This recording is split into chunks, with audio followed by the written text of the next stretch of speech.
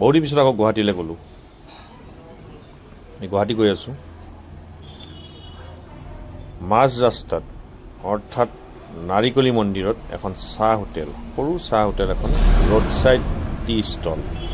তাতে তেওঁলোকে বাহিৰতো গ'ল আৰু আমি একাপ চাহ খাবলৈ তাতে ৰখিলোঁ আৰু একাপ চাহ খালোঁ। নাৰিকলি গাঁৱৰ এই মানুহজনে ইয়াতে দোকান দি আছে। তেওঁ সুন্দৰভাৱে একাপ চাহ বনাই দিলে। সেয়া ব্ৰহ্মপুত্ৰ ব্ৰীজখন পাৰ হ'ম আৰু আমি গুৱাহাটীত সোমাম। গুৱাহাটীত সোমাই আমি গ'লোঁ বামুণী মৈদাম। বামুণী মৈদামৰ এইখন ঘৰলৈ গ'লোঁ। এইখন ঘৰ আচলতে অসম সাহিত্য সভাৰ প্ৰাক্তন ভাৰপ্ৰাপ্ত প্ৰধান শিক্ষক শ্ৰীযুত অৱনী মোহন চৌধুৰীদেৱৰ। তাতে গৈ আমি সকলোৱে চাহ একাপ খালোঁ। বামুণী মৈদামৰ বেংক কলনীত তেওঁলোকে থাকে।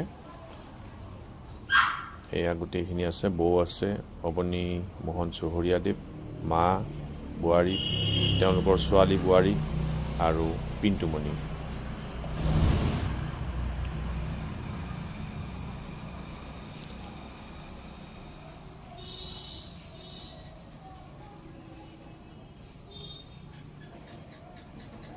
আমি তেওঁলোকৰ পৰা বিদায় লৈ আহি ভূতনাথত সোমালোঁ। ভূতনাথৰ এইটো শিৱ মন্দিৰ।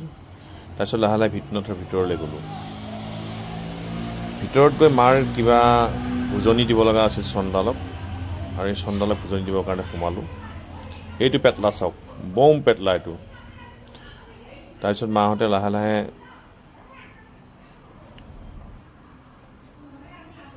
চন্দালৰ ওচৰলৈ গ'ল আৰু উজনিটো দিলে, আশীৰ্বাদ ল'লে। এয়া তিনিওজনে আশীৰ্বাদ ল'লে।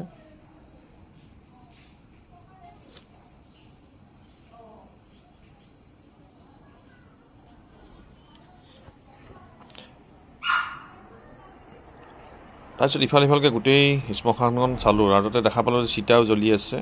কোনোবা মানুহৰ শৱদেহ হয়তো লৈ আহিছে। আনাৰ তাৰপিছত তাতে চিতাত উঠাই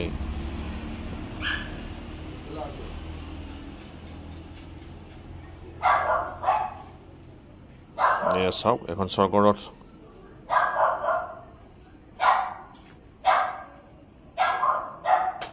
আচলতে ভূতনাথত গ'লে জনা যায় যে আচলতে মানুহে শেষত যে শ্মশানত আহিব লাগিব সেইটো এবাৰ মনলৈ আহে। আৰু মনলৈ আহিলে কি হয়, মানুহৰ অহংকাৰ ভাৱটো নাইকিয়া হৈ যায়। আমি ভূতনাথৰ পৰা ওলাই আহি আকৌ আহিলোঁ। আমি বৰদলগুৰিত এখন হোটেল আছে, সকলো মানুহে তাত ৰখি চাহ খায়। আমি তাতে আকৌ একাপ চাহ খাই আকৌ ঘৰৰ পিনে আমি গতি কৰিলোঁ। এইখন হোটেলত আমি চাহ খালোঁ। এইখন সকলোৰে পৰিচিত হোটেল। যিয়ে গুৱাহাটী এই ৰাস্তাটোত চলা ফুৰা কৰে তেওঁলোকে ভালকৈ চিনি পায় যে বৰদলগুৰি পেট্ৰল ডিপুটোৰ সন্মুখত